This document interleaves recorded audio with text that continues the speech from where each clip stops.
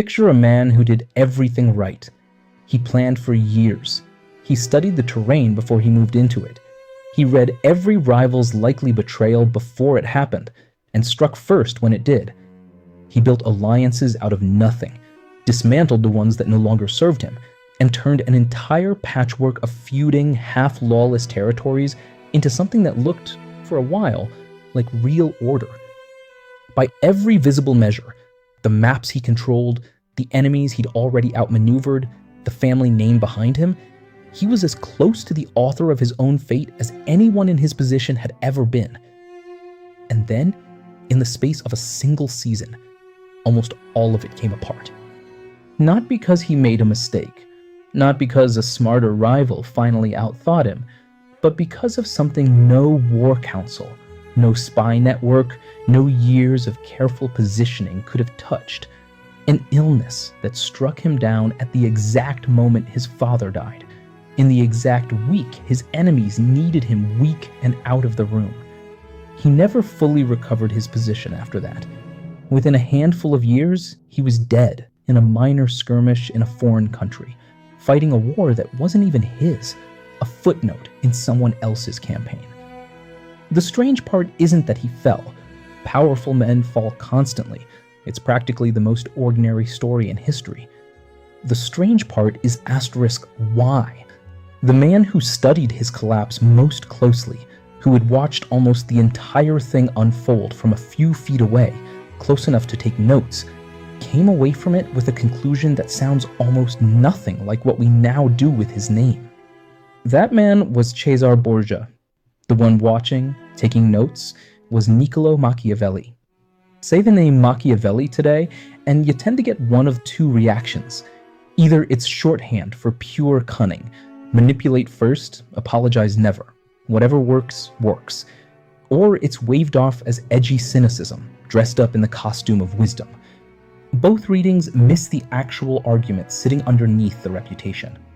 Machiavelli didn't build his political theory around the premise that a sufficiently skilled person can master their circumstances outright. He built it around the opposite realization, that a genuinely large share of what determines your outcome in life simply isn't yours to shape, no matter how good you get. He had a word for the portion you can influence. Call it virtù, a blend of skill, decisiveness, timing, and the willingness to adapt fast when a situation changes shape. And he had a separate word for the portion you can't touch, Fortuna, the current of luck, circumstance, and sheer timing running underneath every plan anyone has ever made, whether they notice it or not. The image he reached for wasn't a general or a chessboard or a market. It was a river. In calm seasons, you can build embankments. You can dig channels, reinforce the banks, prepare the low ground before the rains come. All of that is real, useful work, and it genuinely changes your odds. But when the flood arrives, the real one, the one built for a worse year than you planned for, it arrives, and no embankment sized for an ordinary season holds against it. You've probably already felt the underside of this, even without a name for it. The year you did everything by the book, and lost it anyway to something you never saw coming. Hold on to that year. We'll come back to it. Most people who quote Machiavelli today have absorbed the embankment building half of that image, and quietly, almost accidentally, dropped the flood. They've turned him into a productivity philosophy. Plan hard enough, posture correctly enough, calculate coldly enough, and the outcome eventually bends to you. It's a comforting rewrite.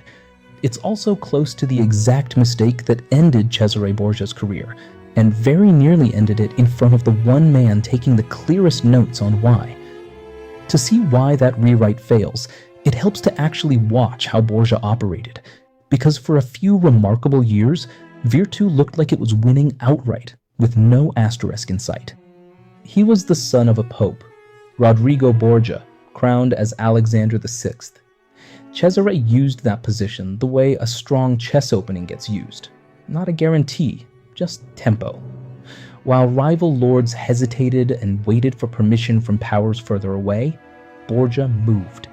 Territory by territory, he began absorbing the Romagna, a fractured stretch of small city-states that had spent generations under weak, quarreling local rulers, none of them strong enough to hold the region and none of them willing to let anyone else try. Machiavelli, sent there repeatedly as an envoy for Florence, watched a good deal of this firsthand. What struck him wasn't cruelty for its own sake. That would have been easy to dismiss. What struck him was precision. Borgia read each local situation for exactly what it required. Sometimes charm, sometimes overwhelming speed, sometimes blunt force, supplied precisely that, and moved on before his rivals had finished reacting to the last one. One city makes the pattern vivid. Its ruler had spent years as one of Borgia's closest allies, hosting him, lending him troops, treating the alliance as settled. Borgia turned on him anyway, the moment the timing favored it, and took the entire city in a single stroke, so fast the man fled with barely more than the clothes on his back. On paper, it looks indefensible. In Borgia's arithmetic, an ally who'd grown complacent simply wasn't worth more than the ground he sat on. Another neighboring lordship fell almost the same way, weeks later, through a mix of quiet negotiation and the open threat of an army already marching toward it. No siege required, because the outcome had been made obvious well before a single shot was fired. That's the signature running through this entire stretch of his career. Not brute force applied everywhere, but force held in reserve, used exactly where persuasion alone wouldn't finish the job, and nowhere else. This is the part of the story people remember. It's the satisfying part. Decisive man does decisive things, and wins. Notice how easy it is to root for him here. Keep that feeling. You'll want to check it against what's coming. But watch closely at the moment control starts requiring other people to believe in it, because that's where the story quietly shifts.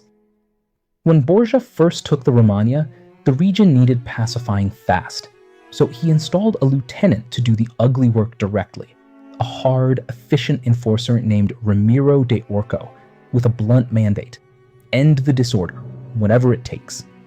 Ramiro did exactly that, brutally, effectively. Roads got safe again.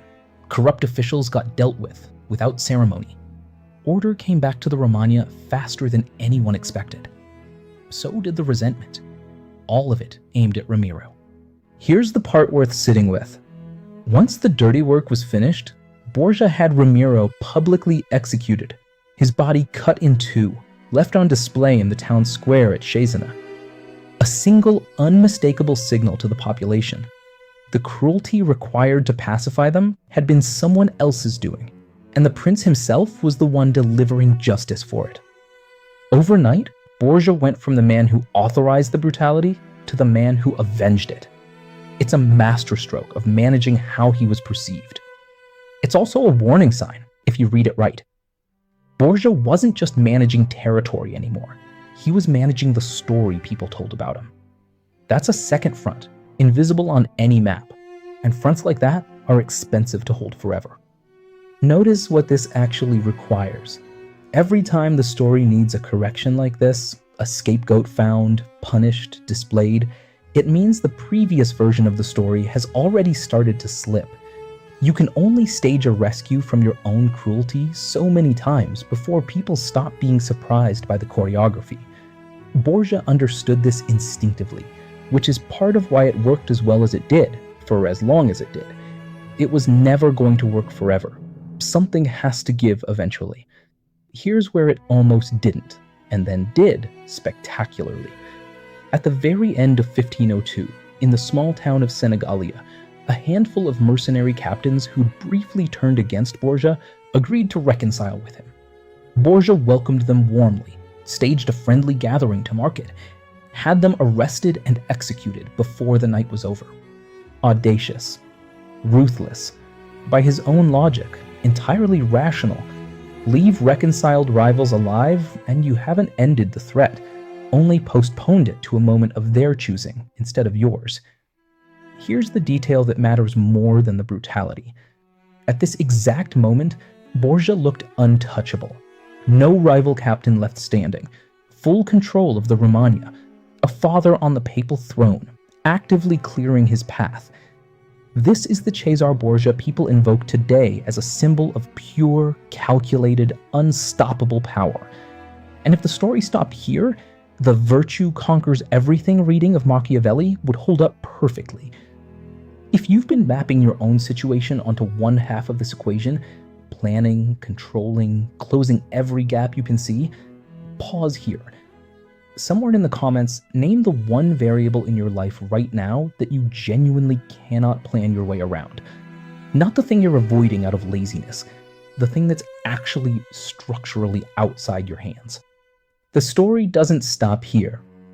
August 1503, a hot summer in Rome, a fever going around. Cesare Borgia gets sick. So does his father, within days of him. Rumor at the time preferred a darker story. Poison, meant for someone else, gone wrong. No one has ever confirmed it. It might just have been the season. His father doesn't recover. Alexander VI dies. And Cesare, the man who read every hostile move with surgical precision, can't move. Too weak, bedridden, at the one moment his presence in Rome mattered more than it had ever mattered before, the selection of the next pope. A short-lived interim pope comes and goes while Borgia lies in bed. Then the papacy goes to an old enemy of the Borgia family, a man who takes the name Julius II. That's it. That's the whole turn. One body, one bad week, one door closing while he was too sick to stand in it. Everything unwinds fast after that. Julius II turns the machinery of the papacy against the family that built it. Territories stripped one by one, arrest, imprisonment, an escape to Spain, his family's country of origin, and about as far from power as a man like him could land. He dies there in 1507, in a minor siege at a town called Viana, fighting someone else's war, 31 years old. Here's where the common reading of Machiavelli falls apart completely if you sit with what he actually wrote about this. If his real thesis were master enough tactics and fortune bends to you, Cesare Borgia's collapse would be an embarrassing counterexample, proof the theory buckles under real pressure. Instead, Machiavelli treats the collapse as the clearest illustration of his actual point, not a contradiction of it. He doesn't fault Borgia's planning anywhere. He specifically credits him with foreseeing almost every conceivable danger a ruler in his position could reasonably foresee. The one variable Borgia missed wasn't a rival's superior cunning. It wasn't a mistaken judgment. It was the plain fact that his own health, and his father's, were never fully his to schedule. Call this the honest version of virtue and Fortuna. Not a formula guaranteeing success to whoever executes it well enough, but a description of exactly where that guarantee runs out. Skill extends your reach, genuinely, measurably further than most people ever bother to extend it. It does not extend that reach infinitely. Somewhere past the edge of what foresight can cover, there's a river that floods regardless of how well the embankments were built. That's a far less flattering idea than outsmart everyone and win. It's also the one Machiavelli actually spent his career defending. Worth asking, honestly, why the flattering version survives so easily, while the harder one keeps getting quietly dropped. Partly it's narrative gravity. A story about total earned control simply travels further than one about hard limits. But there's something more specific happening with Machiavelli in particular. His name has slowly become a kind of permission slip. Invoke virtue, quietly skip Fortuna, and you're left with a worldview where every outcome, good or bad, was fully earned. Win, and you were skilled. Lose, and you simply didn't plan hard enough, adapt fast enough, or want it badly enough. It's a tidy, appealing story to tell yourself, especially inside a culture that already prefers to believe outcomes sit almost entirely within individual control. It also erases the exact insight that made Machiavelli worth taking seriously in the first place, the insight that cost Cesare Borgia everything, and that Machiavelli kept turning over for years afterward, trying to get other rulers to actually absorb it before it cost them too.